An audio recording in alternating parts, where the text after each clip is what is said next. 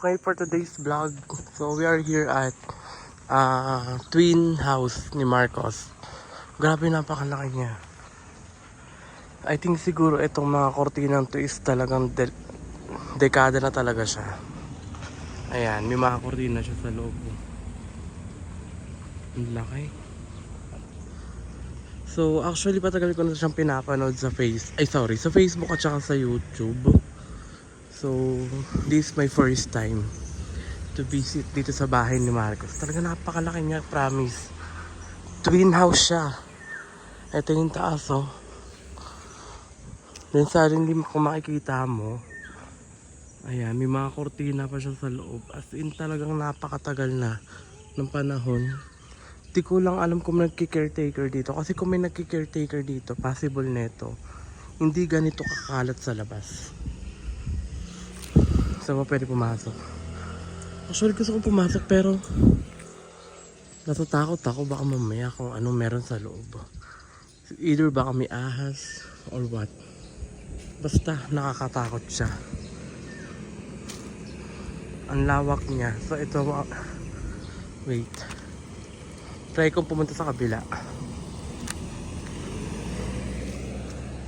Dito na lang ako pupunta.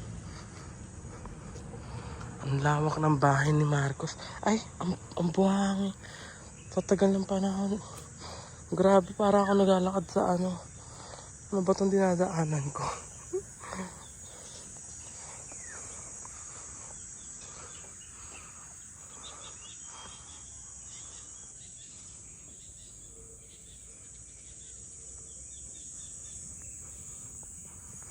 So, pupunta tayo sa loob.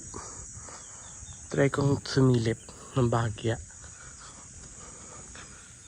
Dati daw marami daw ditong may aso.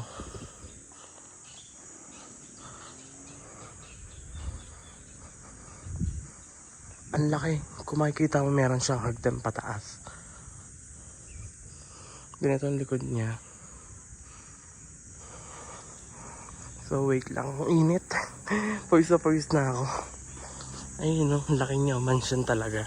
So here's the clip. Yun tayo. Ito yung entrada niya, so entrance niya. Ang lawak niya, di mo alam kung saan ka mag-i-start pumasok.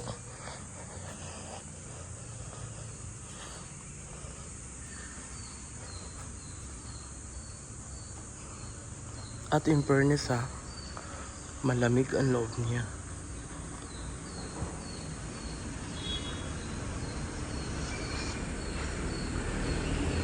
Hindi ko alam kung may nakatira dito or whatever.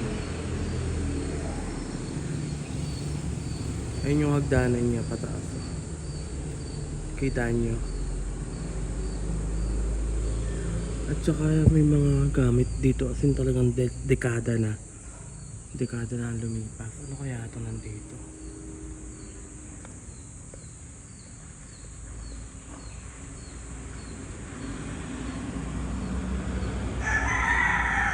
Siguro mga gamit pa nila Marcos, hindi ko alam. Pero grabe, napakalaki niya, promise. So sa katagalan na talaga ng panahon, let us all make a beautiful world together.